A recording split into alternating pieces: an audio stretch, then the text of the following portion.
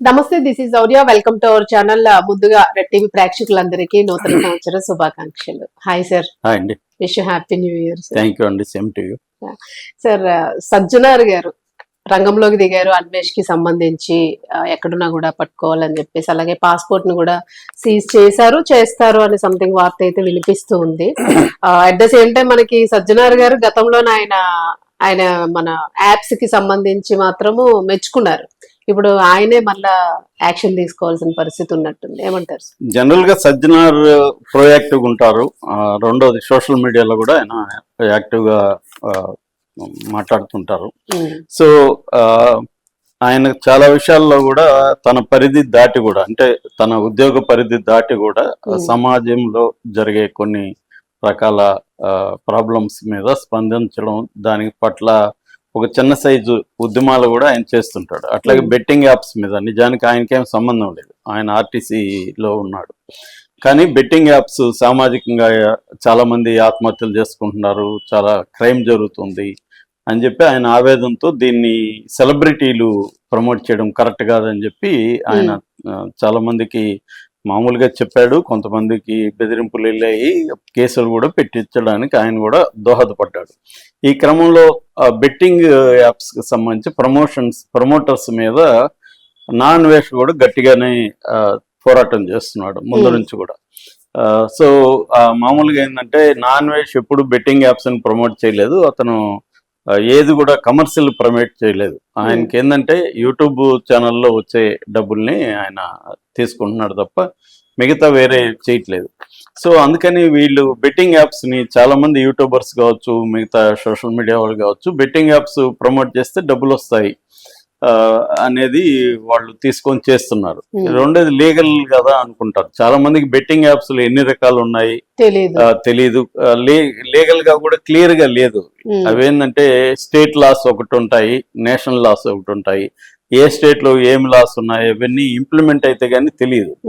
అలా కూడా చాలా జరిగింది. దానివల్ల ఇటు అన్వేషు ఇటు సజ్జనార్ ఇద్దరు కూడా దాని మీద పోరాటం చేపట్టి కొంతవరకు గవర్నమెంట్స్ కూడా రంగంలోకి దిగి దాన్ని మామూలుగా ఆన్లైన్ ఫెన్సింగ్ అంటారు. ఆన్లైన్ ఫెన్సింగ్ అంటే ఈ రాష్ట్రం పరిధిలో కానీ బెట్టింగ్ యాప్ ఓపెన్ అయ్యి కానీ ఇమీడియట్ గా వాళ్ళకి సిగ్నల్ వెళ్ళిపోతుంది అనమాట సైబర్ సెల్ కి. సో ఎవరు చేశారు ఏంటి లొకేషన్ బట్టి వాళ్ళు ఫైండ్ అవుట్ చేస్తారు. అటువంటి కొన్ని మెజర్స్ పెట్టారు. అట్లాగే సెలబ్రిటీలు ఎవరు కూడా ప్రమోట్ చేయొద్దని కూడా చెప్పారు. దానివల్ల కొంతవరకు కంట్రోల్ అయిందని చెప్పచ్చు. అందుకని సజ్జనార్ అప్పుడు నాన్వేష్ కి తో మాట్లాడాడు, నాన్వేష్ అభినందించాడు. అలాగా వాళ్ళిద్దరి మధ్య ఒక ఫ్రెండ్షిప్ అనుకోవచ్చు ఒకటి ఏర్పడింది. అయితే ఇప్పుడు అదే సజ్జనారు నాన్వేష్ ని అరెస్ట్ చేయడానికి రంగంలో దిగాడని నిన్న ఆమె కళ్యాణి పంజగుట్ట పోలీస్ స్టేషన్ లో వెళ్ళి కంప్లైంట్ ఇచ్చింది. ఆమె పోలీసులు రంగంలో దిగుతారంటున్నారు. ఈ సందర్భంగా సజ్జనార్ అయితే ఓపెన్ గా ఇప్పటి వరకు ఏం ట్వీట్ గానీ ఏం చేయలేదు. కానీ మనకు వస్తున్న వార్త ఏంటంటే సజ్జనార్ రంగంలోకి దిగుతున్నాడు, ఇతను పాస్పోర్ట్ సీజ్ చేయబోతున్నారు. పాస్పోర్ట్ సీజ్ చేస్తే ఇంకా ఏ దేశంలో ఉండడానికి లేదు. తర్వాత ఆ దేశాలతో మనకి ఇంటర్పోల్ ఉంది, ఇంటర్పోల్ తో కాంటాక్ట్ చేసి ఆ దేశాలను ఏ దేశంలో ఉన్నా అతను పట్టుకురావడం పెద్ద విషయం అయితే కాదు. ఎందుకంటే ఇప్పుడు ఆల్రెడీ విహెచ్పి విశ్వ హిందూ పరిషత్ వైజాగ్ లో కంప్లైంట్ ఇచ్చారు, తెలంగాణలో కూడా చాలా చోట్ల ఇచ్చారు. రీసెంట్ గా కరాటే కళ్యాణ్ ఆమె బీజేపీ నాయకురాలు ఆమె పంజగుట్లో కంప్లైంట్ ఇస్తే పంజగుట్లో బిఎన్ఎస్ భారతీయ న్యాయ సంహిత 352, 79, 299 ఈ 3 సెక్షన్ల కింద పెట్టారు. అట్లాగే ఐటీ యాక్ట్ 67 పెడుతుంటారు జనరల్ గా, ఇలాంటివి ఐటీ యాక్ట్ కింద కూడా పెట్టారు. అంటే సమాజంలో ఒక మత ధర్మాన్ని కించపరిచి చాలా మందిని ఇచ్చేయడం, సమాజంలో ఒక మత ఘర్షణలకు దారితీసే విధంగా ప్రవర్తించడం, వివిధ వర్గాల మధ్య గొడవలు పెట్టే విధంగా ప్రవర్తించడం, ఇలాంటి దీంట్లో అతని మీద కేసులు ఉన్నాయి. కాబట్టి ఇప్పుడు ఎఫ్ఐఆర్ కూడా నమోదైంది. కాబట్టి డ్యూ ప్రాసెస్ ఏంటంటే అతని ముందుగా పాస్పోర్ట్ ని రద్దు అంటే ఫ్రీజ్ అంటారు, ఫ్రీజ్ చేస్తారు. ఫ్రీజ్ చేసినప్పుడు ఇంకెక్కడ కూడా పాస్పోర్ట్ చెల్లదు. నెక్స్ట్ స్టెప్ ఏంటంటే అతను ఏ కంట్రీలో ఉన్నాడో చూసుకొని ఆ కంట్రీలో నుంచి చేయడం. ఇప్పుడైతే నిన్న కంబోడియాకు వెళ్ళినట్టుగా తెలుస్తుంది. కంబోడియాలో అతను వాంకర్ వాట్ టెంపుల్ మీద వీడియో పెట్టాడు. అలాగే ఈ మధ్య సెంటిమెంటల్ గా వాళ్ళ అమ్మ వాళ్ళ నాన్న వాళ్ళ వీడియోలు పెడుతున్నాడు వరుసగా. నిన్న కూడా అమ్మకు సంబంధించి ఆమె ఏ పిండి వంటలు చేసుకొచ్చింది, తల్లి ప్రేమ అంటే ఇలాగా ఉంటది అన్నట్టుగా ఆయన పెట్టాడు. దాని కింద కామెంట్లు చాలా ఘోరంగా ఉన్నాయి. వాళ్ళ అమ్మను కూడా చాలా నీచంగా మాట్లాడుతూ కామెంట్లు, అంటే అతను ఘోరమైన బూతులతో కామెంట్ పెట్టాడు వీడియోలో. అవును, దానికి వాళ్ళ mother కొట్టడం correct కాదు. స్పందించే వాళ్ళు కూడా అంతకంటే ఎక్కువ బూతులు, అది కూడా వాళ్ళ మదర్ ని అనడం అంటే వీళ్ళ కోపాన్ని అర్థం చేసుకోవచ్చు, కానీ తేడా లేకుండా పోతుంది కదా. అవును, ఇప్పుడు మనం ఒక అతన్ని దేనికైతే తిడుతున్నామో అదే పని మనం చేస్తే ఇంకా మనకి అతనికి ఏం తేడా ఉంటది. అవును. సో అదే జరుగుతుంది. సోషల్ మీడియాలో ఏంటంటే కామెంట్లు పెట్టేవాళ్ళు మామూలుగానే రెచ్చిపోతుంటారు. అవును, ఎందుకంటే మనం లేవుడు ఏం చేయలేండి అనేది, ఇంతమందిని ఏం చేస్తారు అనేది వాళ్ళకున్న ఒక బలం. కానీ ఒక్కొక్కసారి ఇప్పుడు అతను కూడా కేసులు పెట్టచ్చు వీళ్ళ మీద, అవును, అవును. పెడతాడు కూడా ఖచ్చితంగా. ఎందుకంటే వాళ్ళ మదర్ దగ్గర కూడా పెట్టించవచ్చు. మదర్ పెట్టిందంటే వీళ్ళకి కూడా సీరియస్ అవుతుంది. అవును, సో ఒకసారి కేసుల వరకు వెళ్తే అందరూ ఇంకా పెట్టించుకుంటారు కదా. కాబట్టి ఇక్కడ ఏంటంటే అతని చెప్పిన దాన్ని ఖండించడం వేరు, అతని మదర్ని లేకపోతే వాళ్ళ ఇంట్లో స్త్రీలని చేయడం వేరు. అదే జరుగుతుంది ఎక్కువ రియాక్ట్ అయ్యేవాళ్ళు. అవును. అందుకనే ఇప్పుడు ఉత్తరాంధ్ర వాళ్ళు కూడా కొంత రంగంలో ఎదిగి అతనికి మద్దతుగా మాట్లాడుతున్నారు. అంటే అతను చెప్పిన భాషను ఖండిస్తున్నారు.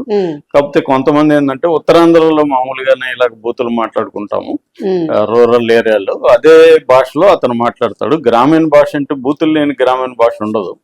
సో అదే అతను మాట్లాడతాడు అనేది కూడా సపోర్ట్ చేస్తున్నాడు. కానీ అది గ్రామాల్లో మాట్లాడడం వేరు, ఒక సోషల్ ప్లాట్ఫామ్ లో కోట్లాది మంది చూస్తున్నప్పుడు బూతులు మాట్లాడడం వేరు. బూతులు మాట్లాడకుండా విషయం చెప్పచ్చు, బూతులు మాట్లాడి విషయం చెప్పాల్సిన అవసరం లేదు. ఇప్పుడు శివాజీకి కూడా అదే కదా ప్రాబ్లం. శివాజీ కూడా 2 పదాలు వాడకపోయింటే అంత వ్యతిరేకత బిగినింగ్ లో వచ్చిండేది కాదు. సో అందువల్ల ఇక్కడ మనం ఏంటంటే ఈ ఇష్యూ నుంచి ఏం నేర్చుకోవాలంటే, ఏదన్నా చెప్పేటప్పుడు కన్స్ట్రక్టివ్ గా చెప్పాలి, వ్యతిరేకించడం కూడా కన్స్ట్రక్టివ్ గా వ్యతిరేకించాలి. నీ ఆర్గ్యుమెంట్స్ ఏంటో లాజికల్ గా చెప్పాలి, నీ ఆర్గ్యుమెంట్స్ సపోర్ట్ గా డేటా కూడా ప్రొవైడ్ చేయాలి. అదే ఆర్గ్యుమెంట్ మెథడ్ ఎప్పుడైనా. అంతకాకుండా ఎమోషనల్ గా మాట్లాడడం వేస్ట్. రెండవది ఇంకా బూతులు మాట్లాడడం వల్ల ఏమవుతుందంటే అసలు విషయం నువ్వు చెప్పదలుచుకుంది పక్కన పోతుంది. ఇప్పుడు నిజానికి ఆ అబ్బాయి చెప్పిన దాంట్లో వ్యాలిడ్ పాయింట్స్ ఉన్నాయి, కానీ అవి పక్కనకి వెళ్ళిపోయి అతను బూతులే హైలైట్ అవ్వడం. ముఖ్యంగా గరికపాటిని, అలా గరికపాటి చెప్పిన దాన్ని వ్యతిరేకించవచ్చు, ఎవరినైనా వ్యతిరేకించే హక్కు ఉంటది. గరికపాటి ఇలా చెప్పడం కరెక్ట్ కాదు అనేది చెప్పొచ్చు, కానీ గరికపాటిని అంత బండబూతులు తిట్టడం, శివాజీని కూడా అలా తిట్టడం, ఇవన్నీ జరిగాయి. దాని తర్వాత అతనేమి ఎమోషనల్ గా కూడా కాదు, ప్లాన్ గానే అతను తిట్టినట్టుగానే అర్థమవుతుంది. ఎందుకంటే గుమ్మడికాయ ఇవన్నీ ఇచ్చేసుకొని వచ్చి మరి మాట్లాడాడు. అక్కడ కంటెంట్ స్త్రీలు ఎంత ఇబ్బందులు పడుతున్నారని చెప్పడం కంటెంట్ మంచిదే. స్త్రీలు వాళ్ళకున్న భౌతిక పరిస్థితులు అయితే మగవాళ్ళతో పోల్చినప్పుడు స్త్రీలకు ఎన్ని రకాల ఇబ్బందులు ఉంటాయి, దాన్ని అర్థం చేసుకోండి అనేది అతని ఉద్దేశం. కానీ అతను చెప్పిన విధానం వల్ల ఏమవుతుందంటే అది పక్కకు పోయి ఆడవాళ్ళకి చాలా ఇబ్బందికరంగా, ఎవరికైనా ఇబ్బందికరంగా ఉంటుంది. కాబట్టి ఏంటంటే అతను చెప్పదలుచుకున్న దాన్ని కన్స్ట్రక్టివ్ చెప్పుండొచ్చు. నేను నిన్న కూడా చెప్పాను, అతనికి నిజానికి 127 దేశాలు ఎన్నో తిరిగాడు, ఎక్స్పీరియన్స్ ఉంది, వివిధ దేశాల్లో స్త్రీల ఇది చూశాడు.